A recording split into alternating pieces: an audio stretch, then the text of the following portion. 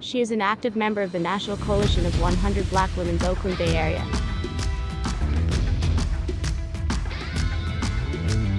She empowers girls, young adults, and women to be politically and socially active.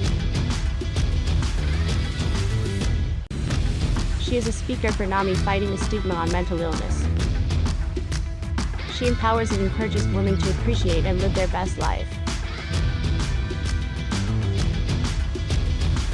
And now she's encouraging you to stand up for yourself in all facets of life.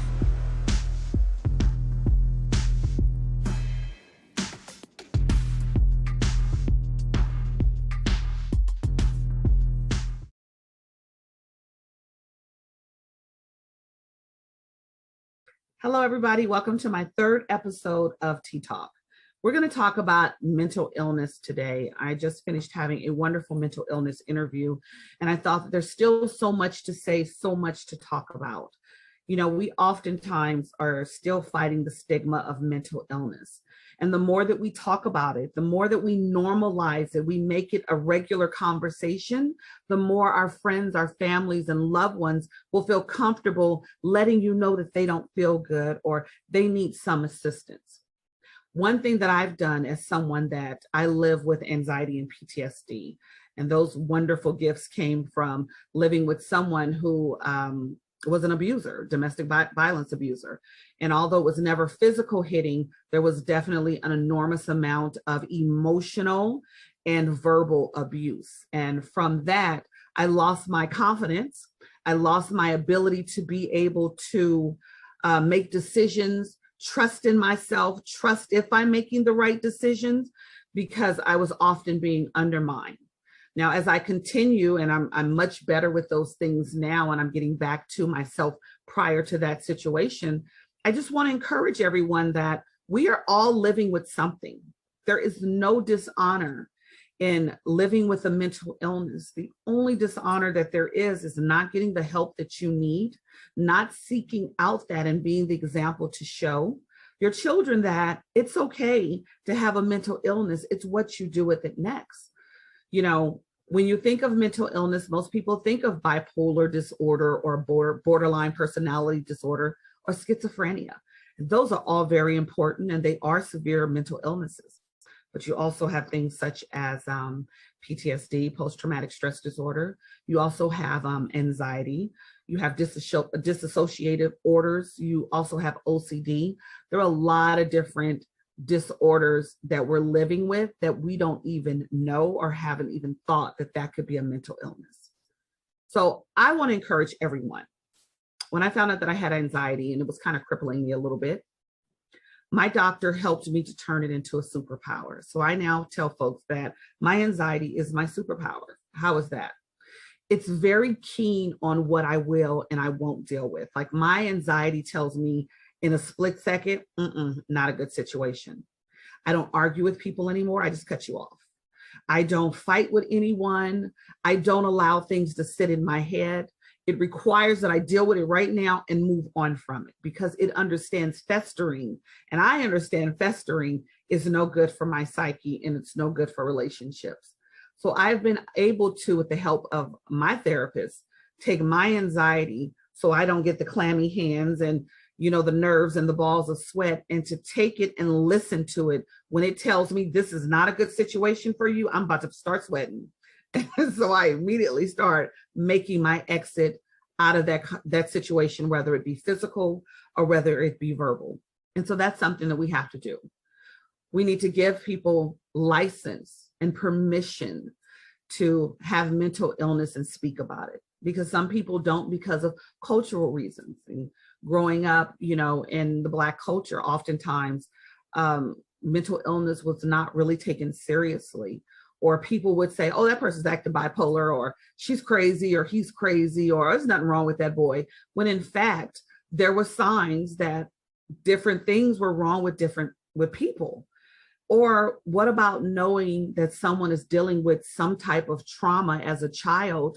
The probability, without getting counseling and help, that trauma as a child doesn't turn into trauma as an adult. And now, not only are they having relationships and bringing that trauma to other men and women, they're having children and passing that trauma down their DNA line. That's why talking about it is so important, acknowledging it, encouraging that each person gets help if they need it. But most important, that they recognize it. Because once we take the shame and the guilt out of something such as mental illness, then now it has a face, it has a name, then we really can start getting the help that we need.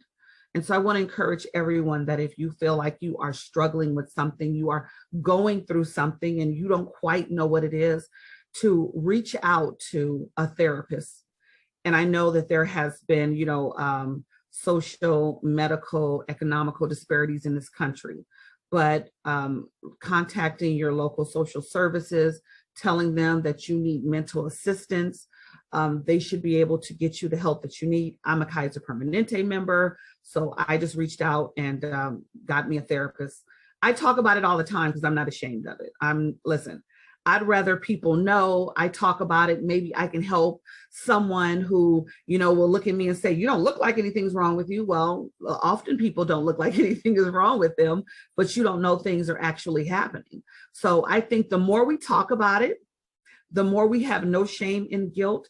Having anxiety doesn't alter anything about my life. I still travel. I still do things. Matter of fact, I've done more things having anxiety. I've experienced more things having anxiety than not. It's how you process it. It's how you allow something to come into your life and then you take charge. And that's what I understood that I had to do.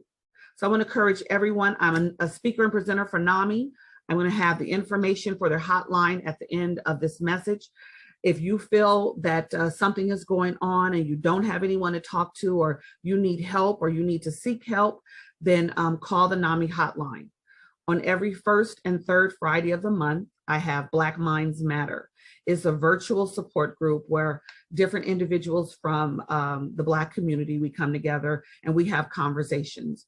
And we don't try to solve your problems. That's not our place, and we don't have the expertise to do so. I'm a certified mental health advocate. I'm not a therapist or a doctor. But what we do is we try to support each other, give good sound advice, not opinions, and direct individuals towards resources if they need them. But sometimes folks need to come and vent. And then by the end of it, we're laughing and having a good time and maybe can see that it wasn't that bad. So I would encourage everyone, you are welcome. The information will be at the end of this video. And loving each other and loving ourselves means taking care of every aspect, that we don't overlook when someone's in pain and trauma. We do try to get them to where they need to get to, but we allow them to do it themselves. So we make sure they have the resources, but we encourage them to take that journey to get themselves better. So I would like to welcome everyone to get the help that they need, reach out to NAMI's hotline, and just try to have a better tomorrow for yourself. So have a great weekend, everyone. Bye-bye.